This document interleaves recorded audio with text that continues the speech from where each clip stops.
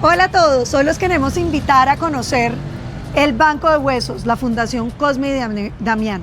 Estoy aquí con el doctor Klaus, que nos va a presentar esta maravilla, esta joya que tiene Colombia y que muchos de ustedes no conocen.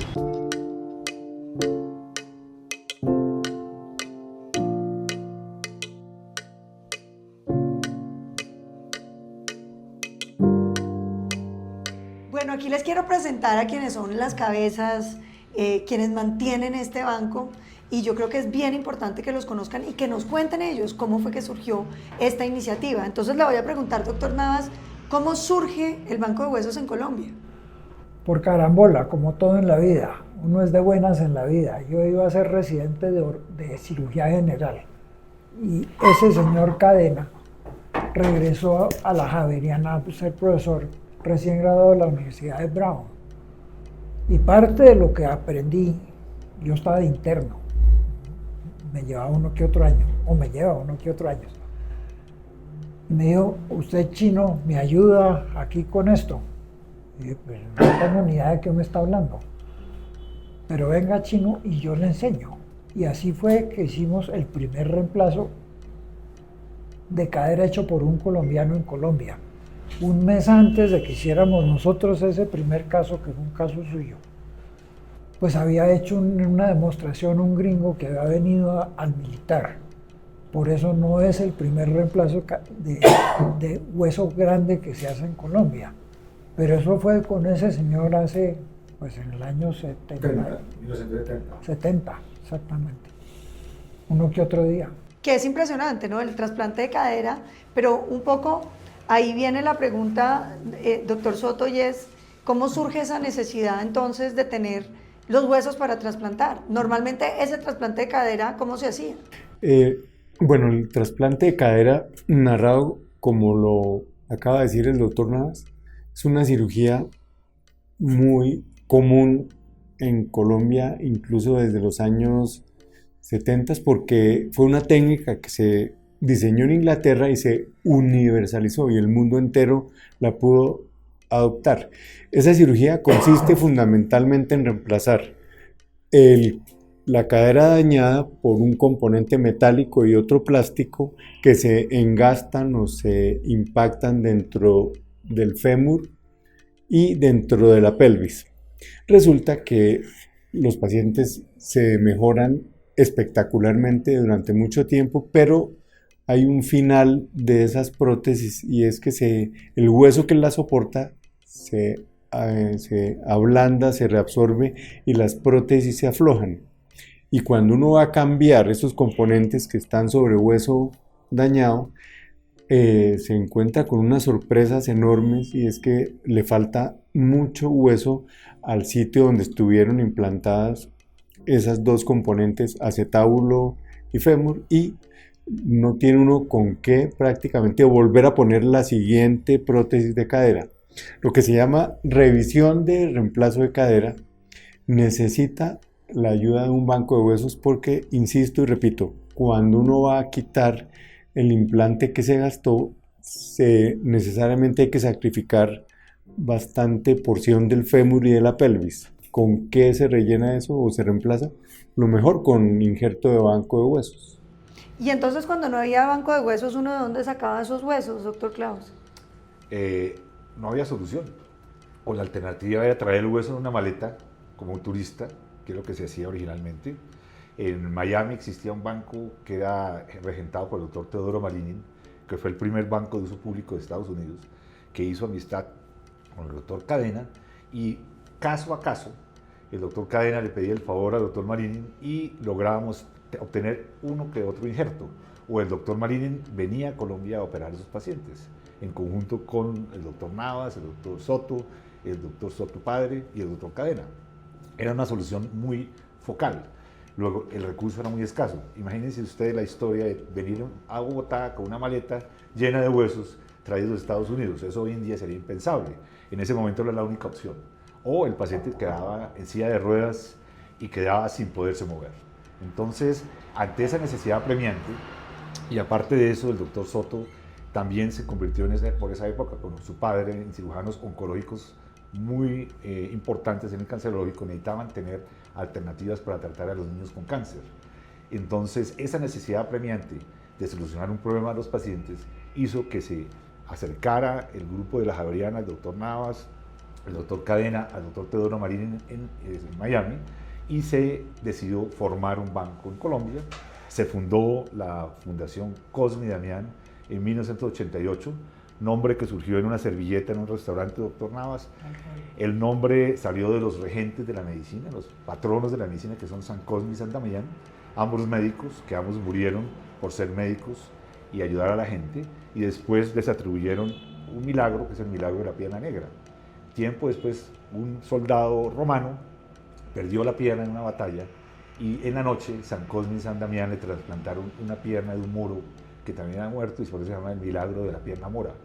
Le colocaron una pierna de un moro a un blanco y amaneció con un trasplante de tejido, y por eso esas dos coincidencias, ser patronos de la medicina por un lado, y por otro lado haber trasplantado esa extremidad, son los patronos de San Cosme, del Banco de Huesos. Pero doctor Navas, ¿por qué no nos cuenta las anécdotas de la fundación del banco, que no debió ser fácil? El banco arranca en el Hospital San Ignacio, bajo la, digamos, Universidad Javeriana. Sí, tal cual Cadena era el jefe, yo lo sucedía allá, y no lo había sucedido cuando comenzó el cuento, porque hubo una cadera que llamamos a Diego Soto Papá a que nos ayudara, y es la foto que hay ahí, que nos ayudara, y entonces Cadena dijo: oiga, mire que en Miami hay un banco, yo lo conozco, yo estaba allá, déjeme y vamos y aprendemos. Yo estuve hace como 6 meses allá, y recluté a Soto, a este Soto, y al papá también. Sí, y al papá también. Diego Soto fue el jefe toda la vida de la Samaritana, de ortopedia. Y pues yo era alumno y me hice muy amigo de él.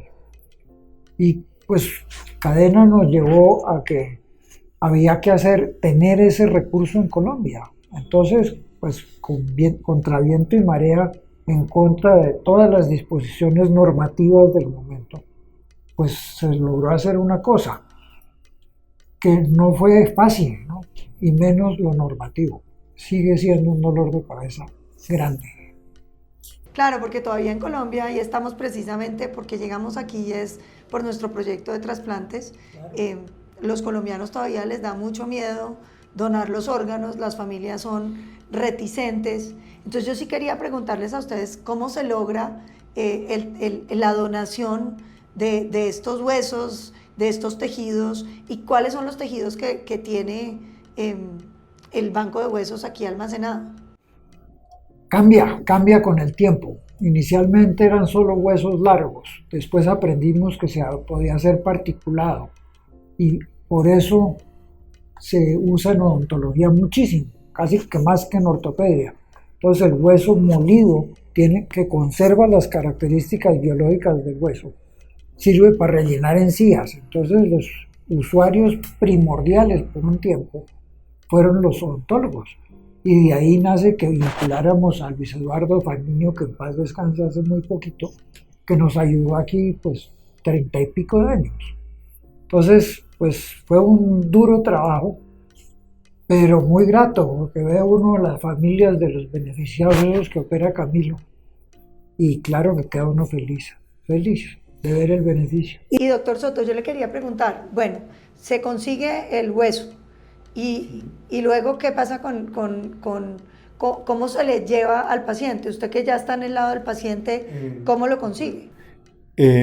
Existe en Colombia una ley que puede ser un poco fuerte, que es la ley de presunción legal de donación. Es una ley que, con el único objetivo de favorecer a la comunidad y mejorar sus condiciones de salud, dice que todo colombiano puede ser donante de órganos o tejidos, a no ser que haya hecho una oposición explícita en un documento notarial. Que es una ley que sacamos con Rodrigo Lara y yo. 1805. Tal cual. 1805.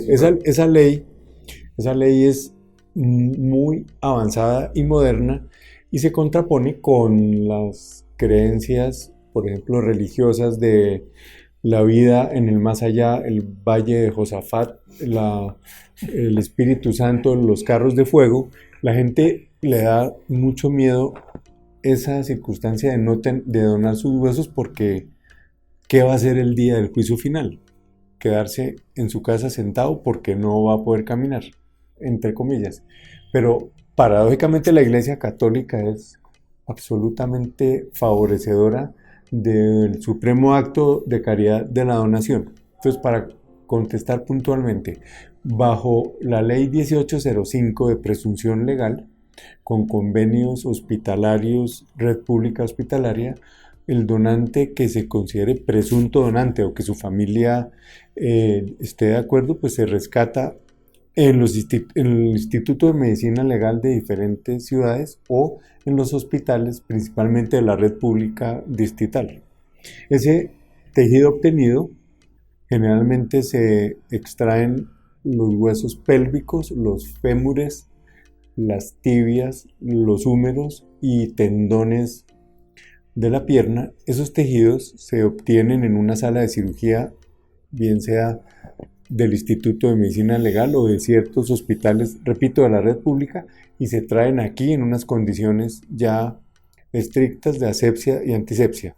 Aquí duran en cuarentena, es decir, esperar que todos los exámenes de laboratorio y los exámenes de pruebas infecciosas de enfermedades potencialmente transmisibles estén completamente limpias, y ahí en ese momento se hace una reunión en esta mesa donde damos de alta a ese donante para pasar a proceso que durante 40 días consiste en limpiar el hueso en forma perfecta, quitarle los restos de tejido muscular, darle una limpieza astringente con soluciones especiales para que el hueso quede de un color perfectamente natural blanco, y además cortarlo con una máquina especial de diferentes formas, de tal manera que el cirujano, cuando pida un segmento de peroné, tenga unas medidas exactas, perfectas, y lo use en cirugía. Eso es lo que comprende las etapas de obtención del tejido en el donante cadavérico o el donante en muerte encefálica, traslado al banco, cuarentena, exámenes de todas las pruebas infecciosas, proceso y finalmente inventario en las neveras ultracongeladores a menos 80 grados o deshidratados, como en algún momento de la presentación lo vamos a ver. Doctor Klaus, y yo le quería preguntar, ¿quién puede acceder a estos huesos? Hay un detalle fundamental. El banco es una fundación sin ánimo de lucro. Nuestra misión social y el objetivo del banco son los pacientes. Todos los colombianos y extranjeros residentes en Colombia pueden acceder a los tejidos. ¿Y qué costo tiene? El banco rescata los costos de procesamiento porque es una entidad que tiene que poder sobrevivir y ser autosuficiente. Pero si un paciente no tiene recursos, previo concepto del trabajo social que denota que no es capaz de acceder a ese recurso, el banco se lo entrega, porque los tejidos no son del banco. La sociedad colombiana dona en forma altruista los tejidos al banco, que es simplemente un facilitador. Nosotros los transformamos, como explicó el doctor Soto, los custodiamos y nos aseguramos de que sean de calidad, inocuos y vayan a cumplir su misión. Y tenemos la obligación de entregárselos a la sociedad otra vez porque son de ella. O sea que es un concepto bien interesante, y es que los dueños de los tejidos son los colombianos y son los pacientes que necesitan el recurso. Y el banco lo único que hace es asegurarse de que los tengan de buena calidad en el momento oportuno. Luego el factor económico es relativo y si no hay cómo pagarlo, el banco lo entrega, y lo ha hecho siempre. Es una belleza de proyecto. Y yo quería preguntar, ¿y en qué momento se vienen a esta nueva sede y por qué? Puedo decirle que Historia larga, ¿no? estábamos en San Ignacio.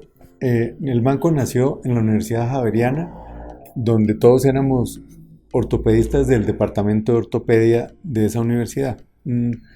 Un departamento muy prestigioso, muchos profesores connotados, muchos alumnos maravillosos, y con los jesuitas el banco hizo una alianza de buena voluntad y construimos la primera sede en el Hospital San Ignacio.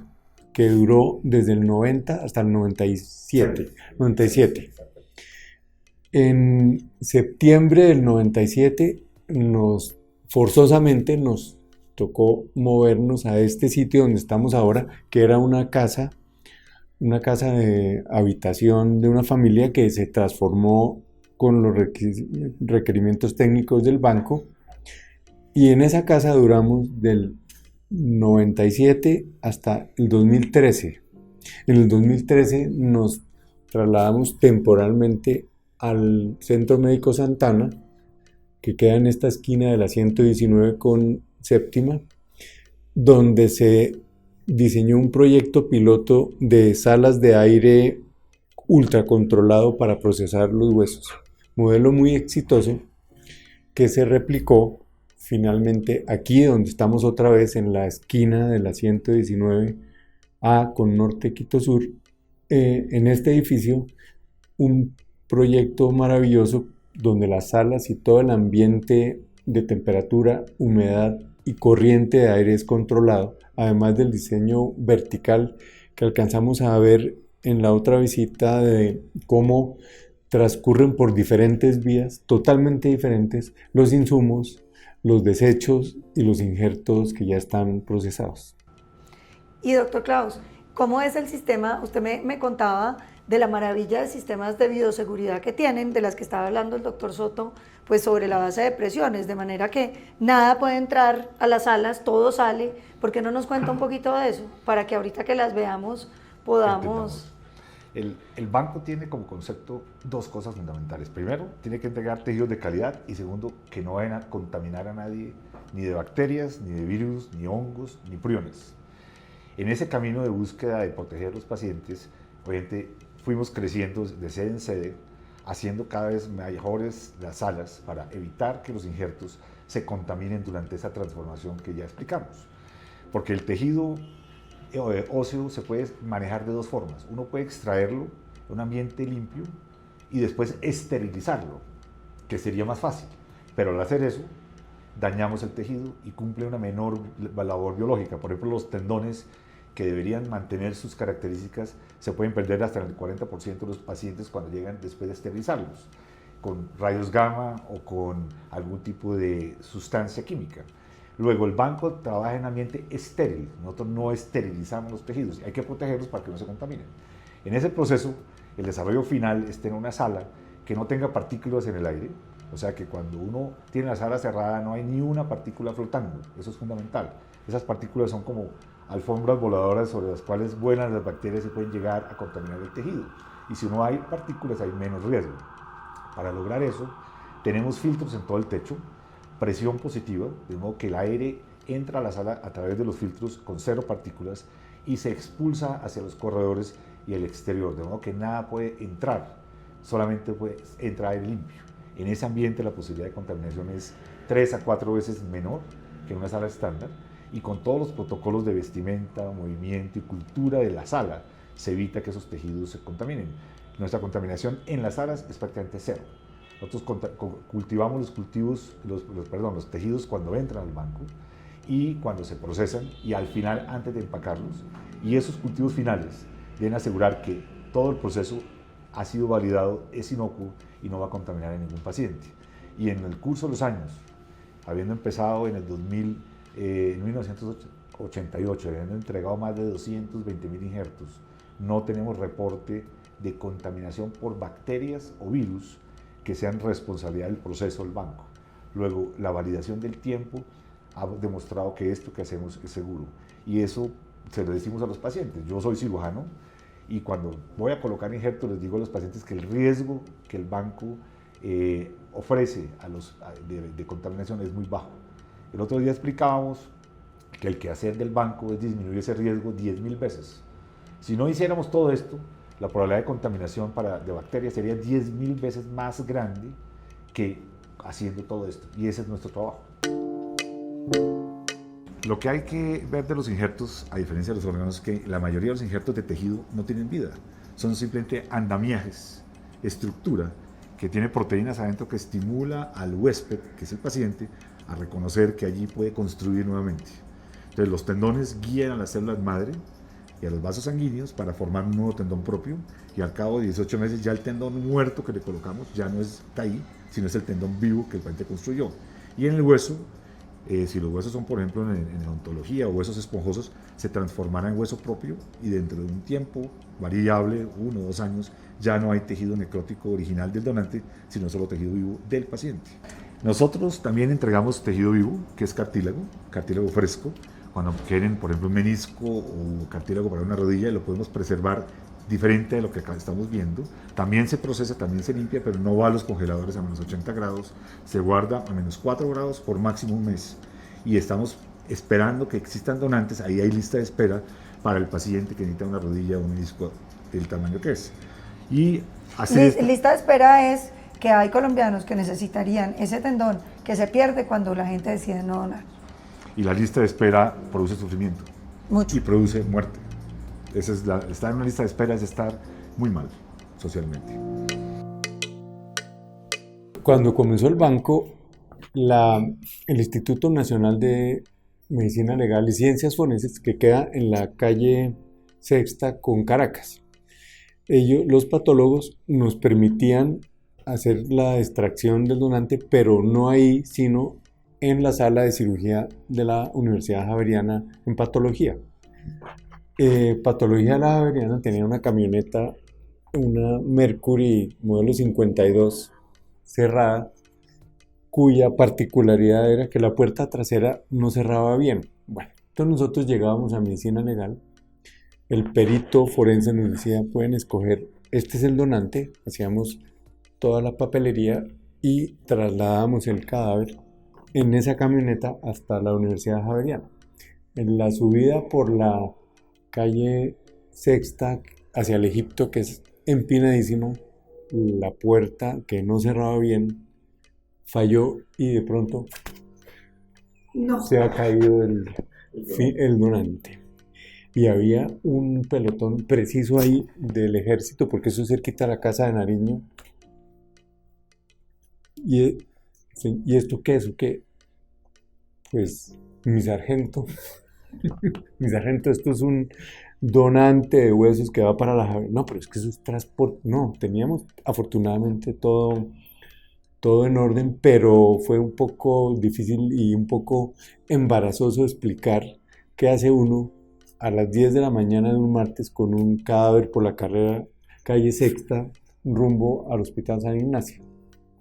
Y otra anécdota suave es una vez el banco llevaba 2 años y llegó una invitación que dejaron en la recepción, doctor Camilo Soto Montoya. Yo abrí la invitación, respetado doctor, con el fin de invitarlo a un desayuno de integración en el restaurante Classic de Andrei, viernes 7:30 de la mañana. Perfecto, responda por favor. Yo le dije a la secretaria, listo, yo voy.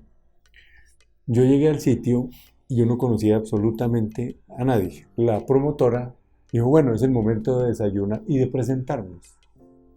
Todo el mundo se sentó y se comenzó a presentar. Klaus Smith, cartera, banco Citibank. Paloma Valencia, Da Vivienda, crédito externo.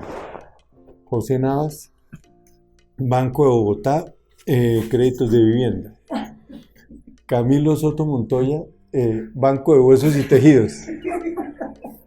Entonces la promotora y todo el mundo, ¿banco de qué? Entonces lo que se supo es que le habían encargado a una niña muy... todos los bancos. Sí, exacto, y cogió, en ese momento había directorio, páginas blancas, y ella simplemente, inexperta, vio los 10 primeros y yo, Banco de Huesos y Tejidos era el tercero. Entonces llamaron y doctor Camilo Soto.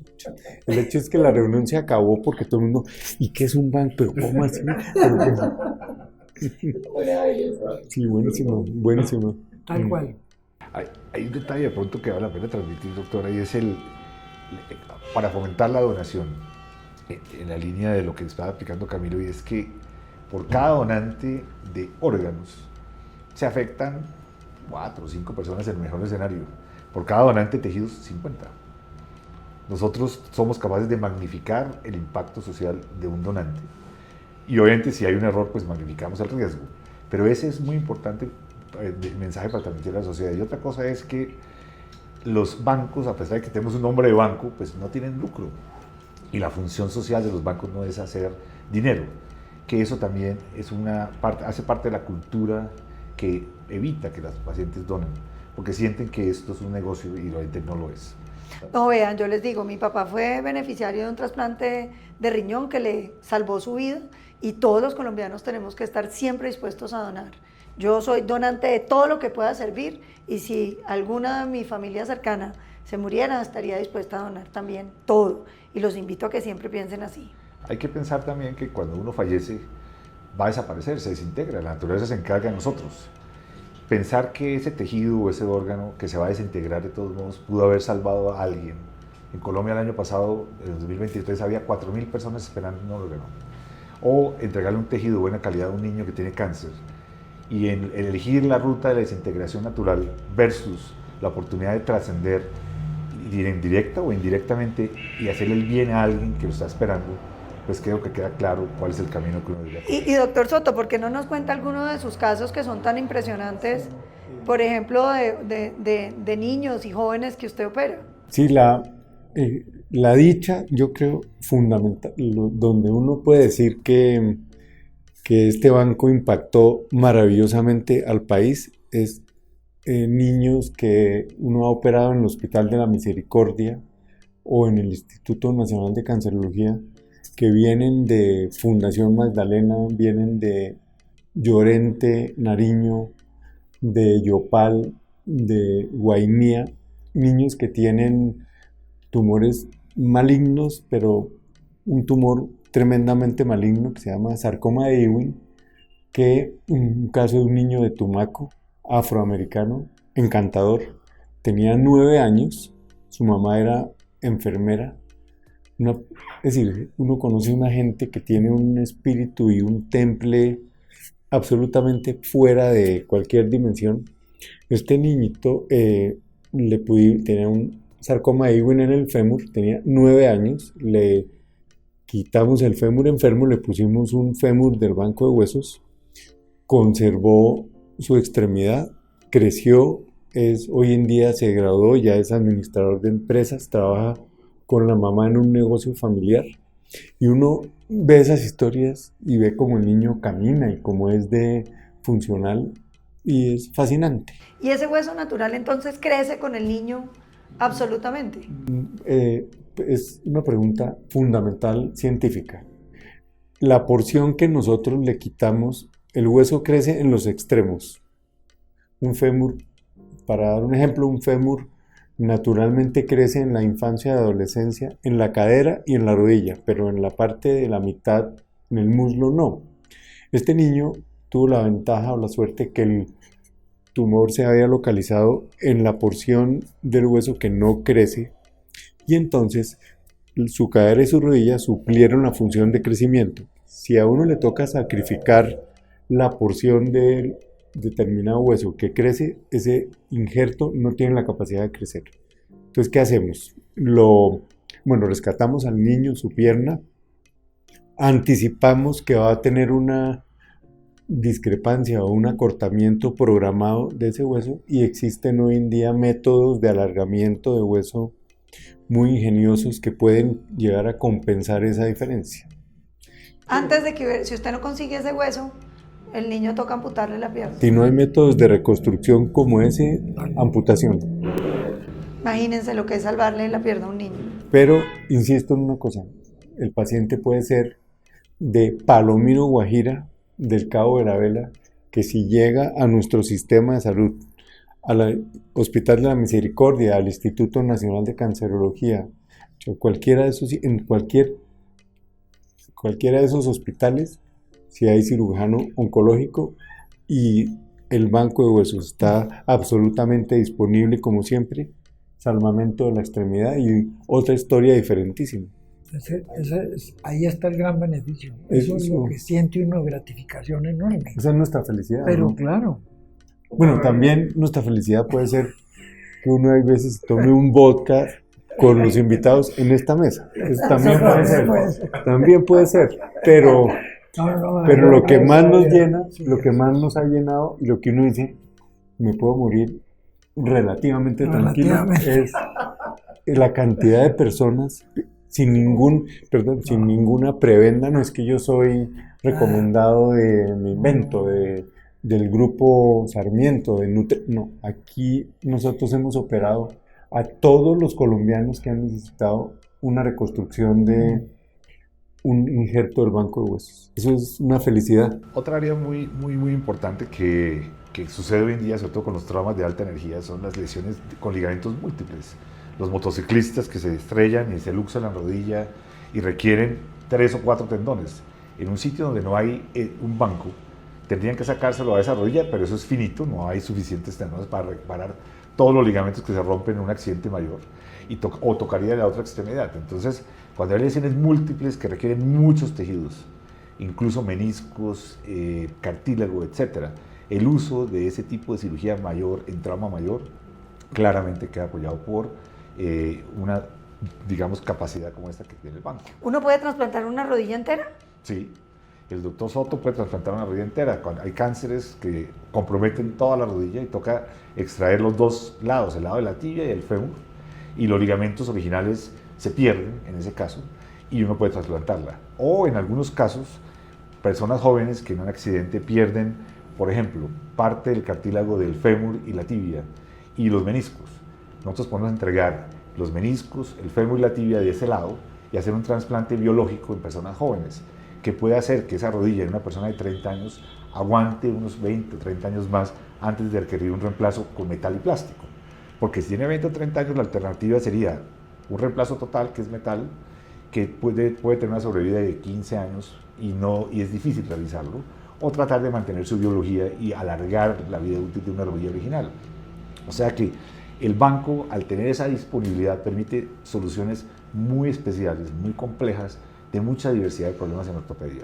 No solamente en trauma mayor, también en trauma deportivo, los jugadores de fútbol, también en cirugía de columna, los niños con escoliosis que tienen que fusionar 8 o 10 niveles que entran injertos. O sea que el uso realmente es grande. Odontología ya se dijo, para implantes que hoy en día se necesitan tanto. Entonces, tener esa capacidad hace parte de la resiliencia local, que hoy en día que vemos que estamos en crisis de la globalización, tener soluciones locales es muy importante. Son valores que la sociedad y los países deben preservar. ¿Este es el único banco de huesos de Colombia? No, en Colombia hay varios. Uno parecido, del tamaño del nuestro, un poquito menor probablemente, está en Medellín. De hecho, se fundó o lo fundaron personas que trabajaron originalmente en el banco, o sea, aprendieron a hacer su trabajo acá. Es un hijo. Y hay otros bancos en Bucaramanga que son un poquito diferentes, que manejan tejidos diferentes, pero digamos que este es el banco que tiene la mayor tradición en el tiempo y cumple la función social desde el año 88 en forma ininterrumpida. Hay bancos también de córneas, que solamente extraen córneas para cirugía ocular, pacientes que tienen lesiones de la córnea, y hay bancos de piel, y hay un banco que hace todo, o sea que no es el único banco en Bogotá, hay 2 bancos de huesos.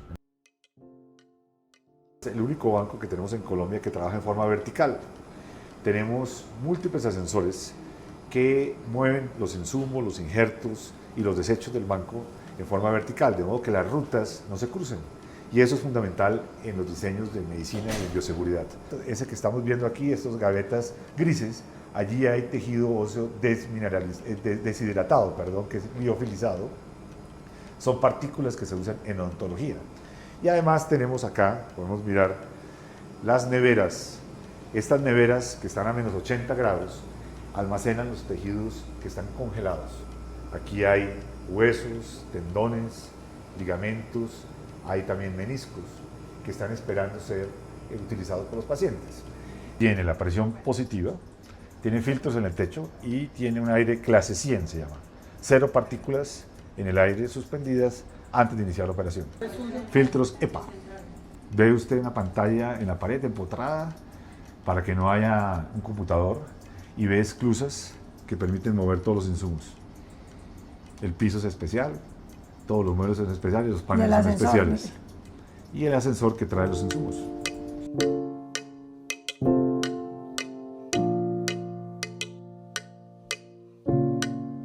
Bueno, muchísimas gracias a todos los que vieron este programa, que yo creo que entendieron la importancia de la donación. la maravillosa función que cumple el Banco de Huesos Cosme y Damián, que representa una oportunidad única para quienes necesitan transformar una lesión en una oportunidad vital. Y gracias al doctor Klaus, que nos ha dado este tour maravilloso para aprender un poco más. Recuerden que estamos aquí en el canal del Congreso todos los martes y los jueves, y que en este palabreado los estamos esperando.